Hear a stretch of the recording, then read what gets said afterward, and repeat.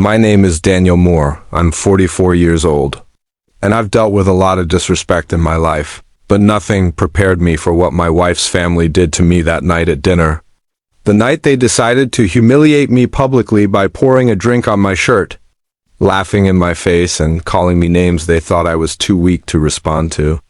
Not knowing that within minutes, the door of the restaurant would open and my lawyer, yes, my lawyer would walk in with documents that would flip the entire situation upside down. My wife, Emily, came from a wealthy, old money family, the kind that believed anyone who didn't come from their world was beneath them. I grew up on the south side of Cleveland, working since I was 14, fighting for every opportunity I ever had. Emily loved that about me, at least at first. She loved my drive, my resilience, my ability to build a business from nothing. But her family? They looked at me like I was a stray dog Emily had brought home. I tolerated their arrogance for the sake of my marriage, but what they didn't know was that I was far more patient, far more observant, and far more prepared than any of them imagined. And that night, the night of her parents' anniversary dinner, would be the last time any of them ever tried to break me. Emily and I arrived at the upscale restaurant early. I wasn't nervous. I had been to enough of these dinners to know exactly what to expect, passive-aggressive jokes. Comments about my upbringing, my working-class manners, and the family's favorite insult? Done. You're a good man, but you're not one of us. But that night, the atmosphere was different, colder, calculated. Everyone sat stiffly, whispering, glancing at me strangely as we took our seats. Emily squeezed my hand under the table, her eyes nervous. She didn't know what her family had planned, but I did, because I already suspected something was coming. Earlier that week, one of Emily's cousins had accidentally forwarded me a message meant for her brother. It said, "Dinner on Friday." We're confronting him. Emily deserves better. And another message, he won't fight back. He never does. They thought they could ambush me. They thought I would sit there silently while they tore me apart. They thought I had no backup. They thought I had no power. Dinner started normally enough. Emily's father raised a glass, a tradition at these events, and started talking about family honor, standards, respectability, and knowing one's place. Then he looked directly at me. The table went silent. Emily shifted uncomfortably. I felt the tension tightening like a rope. "Daniel," he said, "we need to discuss your behavior." "Your presence." I stayed calm. "My presence?" "Yes," he continued, leaning back smugly. "We feel you don't fit this family. You embarrass us.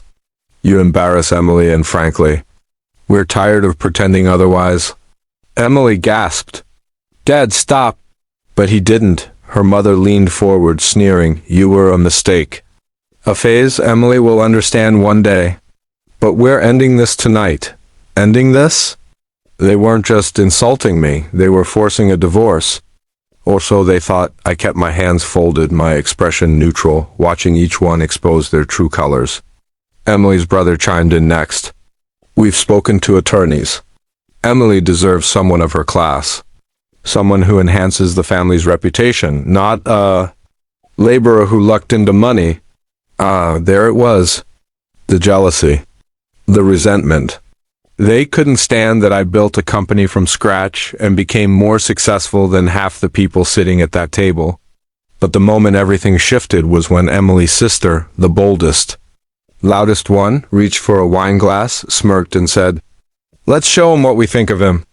Before anyone could stop her, she stood, leaned over, and poured the entire glass of red wine onto my white shirt, letting it spill down my chest, soaking into my clothes, dripping onto the floor.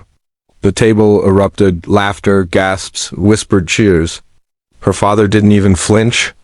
Emily covered her mouth, horrified, tears filling her eyes. "What is wrong with you?"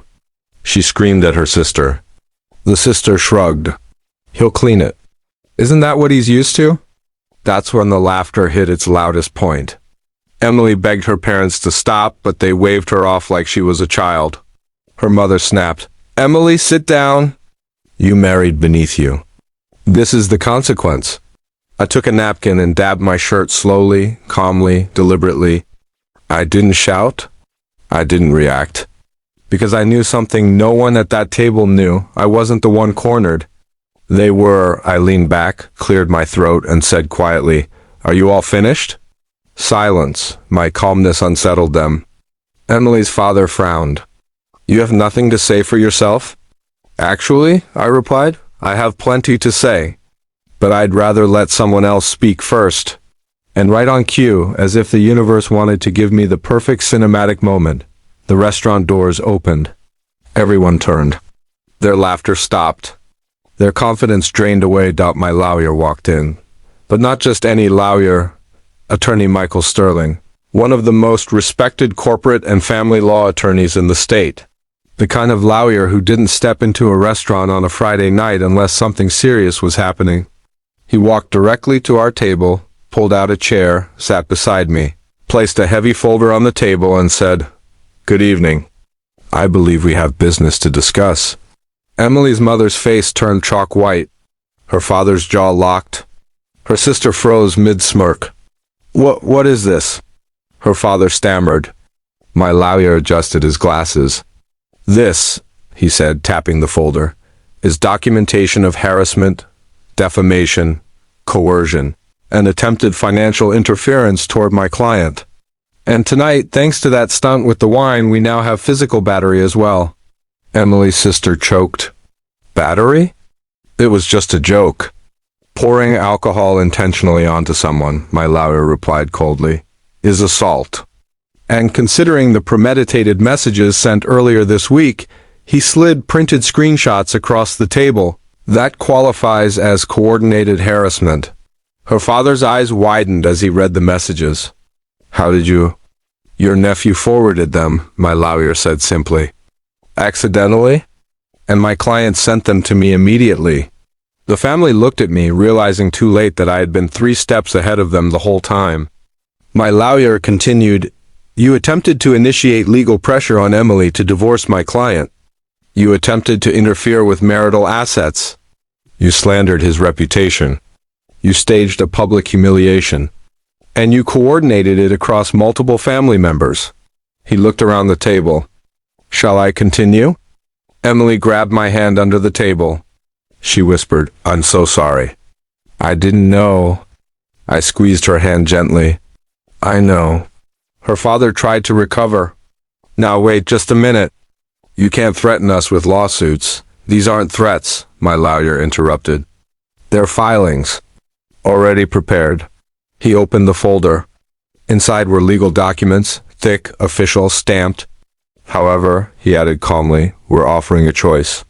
The family leaned in, terrified. 1. We proceed with civil charges. Publicly, newspapers will pick it up. Wealthy family bullies son-in-law. Attempts forced divorce. Commits assault in public. Not great for your reputation. Her mother paled. My lawyer continued, "Or 2, you sign this agreement tonight." He slid a contract forward. "This document states that you will cease all harassment, manipulation, and interference with my client and his wife. You will not involve yourselves in their marriage. You will issue written apologies. And if you violate this agreement at any point, we move forward with the lawsuits immediately." Emily's sister whispered, "This is blackmail." "No," my lawyer said sharply. "This is accountability." Her father puffed up his chest. "We're not signing anything." "Then," my lawyer said, rising from his chair, "we'll see you in court. And based on the evidence, you will lose." He turned to walk away, and that's when it happened. Emily stood up, trembling, crying, but strong. "Dad," she said firmly, "sign it." Her father looked at her in disbelief.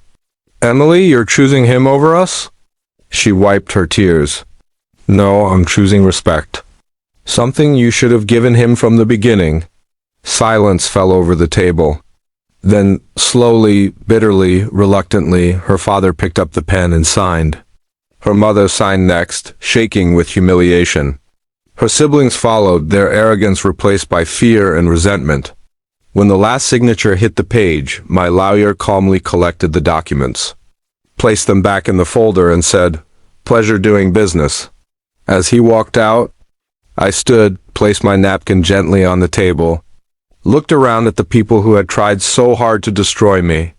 and said, "Next time you plan to embarrass someone, make sure they're not smarter than you."